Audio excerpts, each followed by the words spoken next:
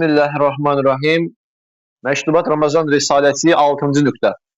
Ramazan-ı Şerifin siyamı Quran-ı Hakimin nüzuluna baxdığı cəhətlə, Ramazan-ı Şerif Quran-ı Hakimin ən mühüm zaman nüzulu olduğu cəhətindəki çox hikmətlərindən birisi şudur ki, Quran-ı Hakim madəm şəhr Ramazanda nüzul etmiş, o Quranın zaman nüzulunu istihzar ilə, o semavi hitabı hüsn-i istiqbal etmək üçün Ramazan-ı Şerifdə nəfsin hacat-ı süfliyəsindən və malayaniyyət halatdan təzərrüd, ekil və şürbün tərki ilə mələkiyyət vaziyyətinə bənzəmiş və bir surətdə o Quranın yeni nazil oluyor gibi okumaq və dinləmək, ondaki hitabat-ı ilahiyeyi güya gəldiyi an-ı nüzulunda dinləmək və o hitabı Resul-i Ekrem Aleyhisselatü Vesselam'dan işitiyor gibi dinləmək, belki Hazreti Cebrail'den, belki mütekellim ezelden dinliyor gibi bir kutsi halete mazhar olur.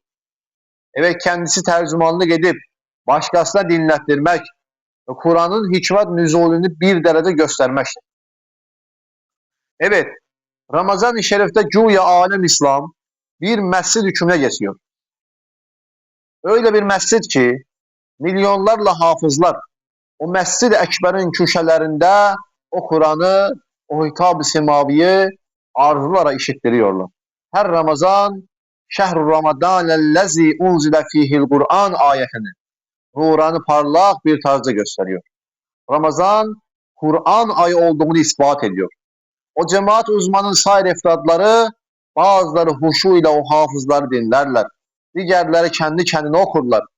Şöyle bir vaziyetteki bir Mescid-i Mukaddes'te nefs-i süflinin hevasatine tabi olup yemek içmek ile o vaziyet nuraniden çıkmak ne kadar çirkin ise, o mesciddeki cemaatin manevi nefretine ne kadar hedef ise, öyle de Ramazan-ı Şerif'te ehl-i siyamı muhalefet edenler de o derece umum o alem İslam'ın manevi nefretine, tahkirine hedeftir.